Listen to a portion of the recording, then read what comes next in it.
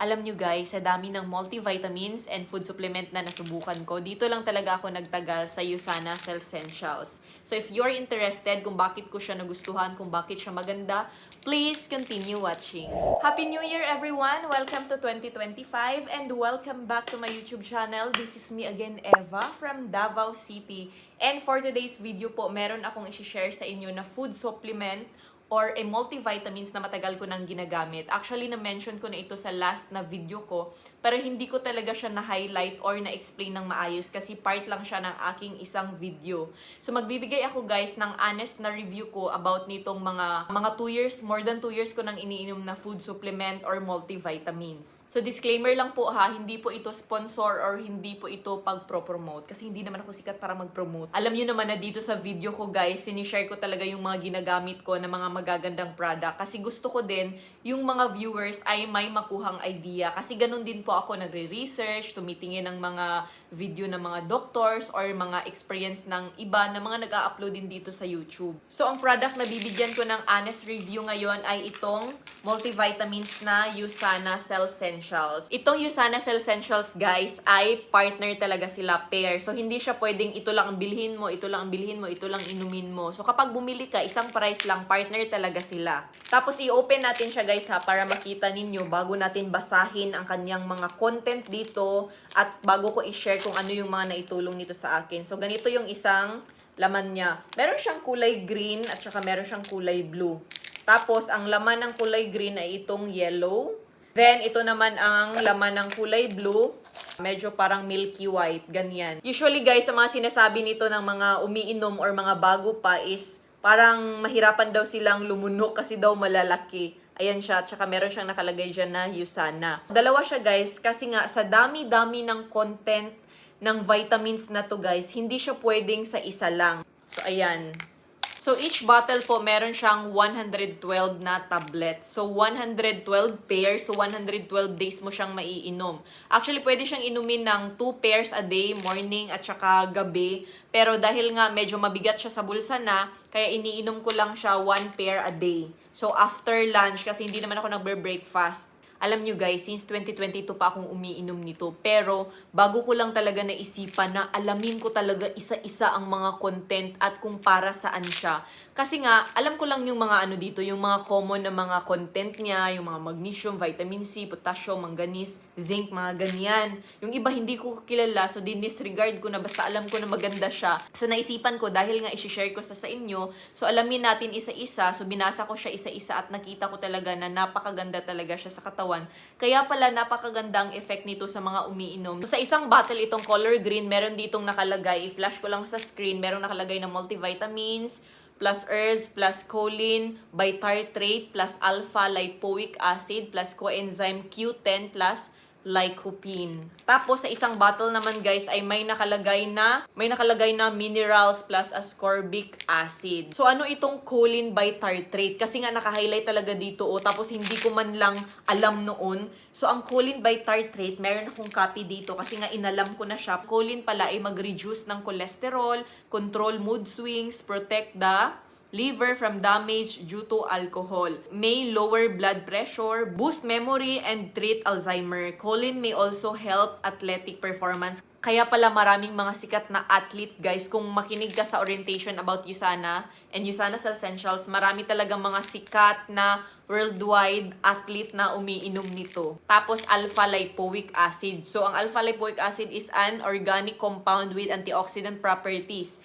It may benefit diabetes, skin aging, memory, heart, health, and weight loss. Then, coenzyme Q10. Ano tong CoQ10? So, naririnig natin to or nakikita sa mga iba ding supplements. So, heart health, brain health, fertility, diabetes, PCOS, dry mouth, and hearing loss. A natural enzyme that helps generate energy in your cells. Tapos, lycopene. Lycopene is a natural antioxidant and pigment found in tomatoes and tomato-based product that has many potential benefits such as cancer prevention, heart health, neurological health, eye health, bone health, sunburn protection. Ayan ang kanyang mga content. Tapos basahin ko dito sa gilid, i-flash ko lang siya sa screen ha. Meron siyang vitamin C, calcium, potassium, magnesium, and zinc.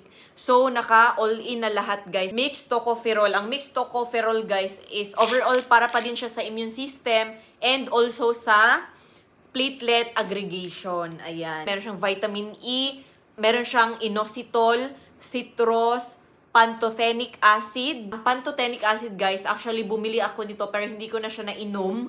At andito na pala siya kasi minsan nakakapagod kapag ang daming iniinom. So, nag-focus talaga ako dito, guys. Ang pantothenic acid ay good for metabolism, hormone production, sleep regulation, and hair growth. Tapos, ito naman ang inositol. Ang inositol, guys, alam nyo, para siya sa PCOS, insulin resistance, high cholesterol, improves ovulation, combats metabolic syndrome, mood support, may prevent diabetes during pregnancy. Yun yung benefits ng inositol. Ito pa, ang dami niyang content. Meron siyang polygonium.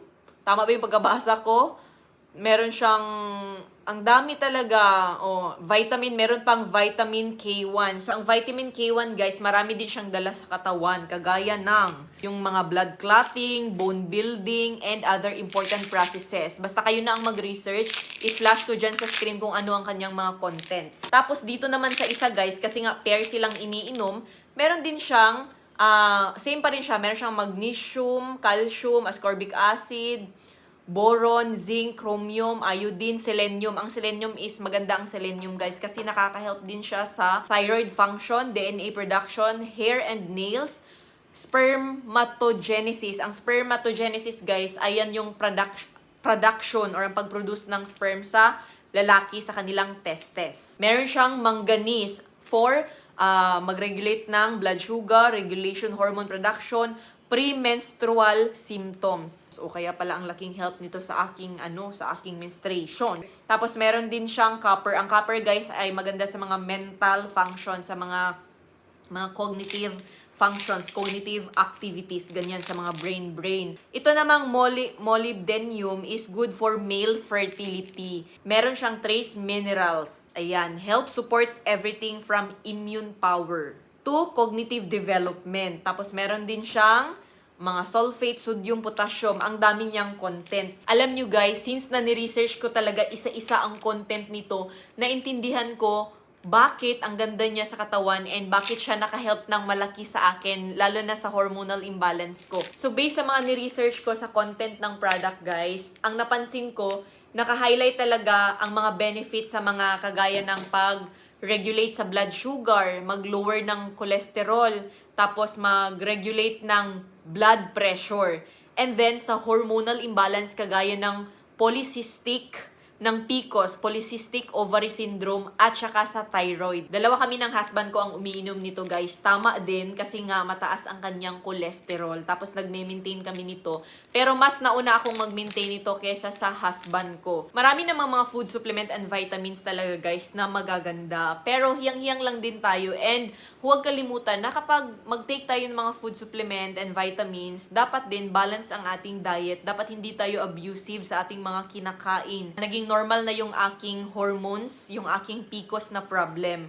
Ang PCOS, guys, ay hindi naman talaga siya forever or totally 101% na PCOS free ka na kasi nga ang PCOS is a hormones imbalance. Kaya nga, imamanage natin siya. And sa pag-manage, kailangan din natin ng magandang food supplement. Late ko lang na nalaman, guys, about nitong inositol na content. Ito palang inositol, guys. Nalaman ko ang inositol kasi nakikinig ako kay Dr. Berg or Dr. Burge. Paano ba siya basahin? So, ito siya. Mahilig ako makinig kay Dr. Berg. Tapos, sinearch ko yung PCOS niya na content. So, na-mention niya, isa doon sa na-mention niya is yung inositol. So, nabasa ko dito, may inositol pala siya. Dati hindi ko ma-explain masyado kung bakit naka-help siya sa PCOS and maraming uminom nito na nabuntis na. Naka-help din ito sa akin, guys, na nabuntis ako. Pero meron lang talaga akong ibang case. Madali na akong mabuntis, okay na yung menstruation ko dahil nga sa regular exercise, tapos balanced diet, and of course, sinabayan ko nito kasi kahit gaano pa ka-power ang multivitamins na iniinom mo, kung wala kang disiplina, useless pa rin po. So, ang naka-highlight dito na inositol at meron siyang coenzyme Q10 na para talaga sa fertility, para sa hormonal imbalance, PCOS, polycystic ovary syndrome. Kaya pala naka-help talaga siya sa akin. And bago ko lang siya na-discover kasi nga bago ko lang inisa-isa ang mga content nito. So I am so happy kasi makaka-help siya sa amin. Kagaya sa akin na may hormonal imbalance, sa husband ko na mataas ang cholesterol. And mahilig din kasi yung husband ko sa sweets, guys. Kaya nakakabahan ako minsan sa kanyang sugar ba. Sa awa ng Diyos, hindi pa naman mataas or hindi naman diabetic ang aking husband. Lalo na mahilig sa sweet, tapos hindi pa naman siya mahilig sa gulay.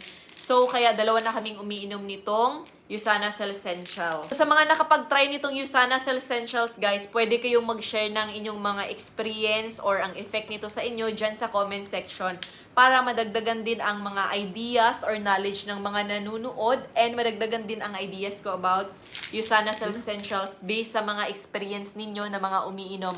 At sa mga hindi pa nakapag-try nito, guys, hindi ko naman kayo kina-convince na parang hindi ko naman minamarket sa inyo. Pero kung may mga viewers ngayon na naghahanap ng magandang food supplement ba? Kasi 'di ba magastos kapag ang food supplement iniisa-isa mo, magbili ka ng calcium, magbili ka ng vitamin C, magbili ka ng magnesium, magbili ka ng potassium, magbili potassium and magnesium, magbili ka ng vitamin E. Parang magastos talaga siya pag gusto mo siyang inumin lahat kasi nga yun yung need natin sa ating katawan. Pero kung gusto mo na overall, halos all-in na vitamins, guys. So nandito na po siya lahat. Ini-introduce ko lang po sa inyo and share ko sa inyo kung gaano siya kaganda. Hindi naman talaga ako member, guys. So ang bili ko is yung talaga yung regular price na nasa 3,350 ang bili ko nito, guys, sa aking friend. Kapag may discount, kapag may promo minsan, so 3,250. Pero kapag member ka, ay nasa na lang siya, 2,000, parang 2,900 siguro or 3,000. Hindi ako updated sa member price. Pero kapag magkapera ako, guys, plano ko na magpa-member kasi kapag nagpa-member ka, yung amount na binayad mo sa membership, meron naman siyang in return na product. Pero hindi ako mag-sell nito kasi meron naman akong ibang kinakabisihan. So, ang akin lang kasi, malaking discount na talaga na always kaming umiinom nito ng husband ko. Kasi 112 tablets, tapos divide 2, diba? Sa akin dati, matagal siyang maubos, mga more than 3 months. Pero ngayon na dalawa na kami, parang na lang, hindi na umaabot ng 2 months. Kaya plano ko na, siguro kapag magka-budget na ako, guys, is magpa-member ako para maka-discount din ako kapag bumibili kami every other month. Sa 3,350, tapos i-divide ko siya ng 112, nasa 29 pesos to 30 pesos po ang per pair or per inom mo ng supplement na to. Overall, mararecommend ko talaga siya sa mga naghahanap ng mga magagandang food supplement, high quality na food supplement, all-in-one, andito na po talaga siya, guys. So, thank you so much for watching and see you on my next vlog. Bye!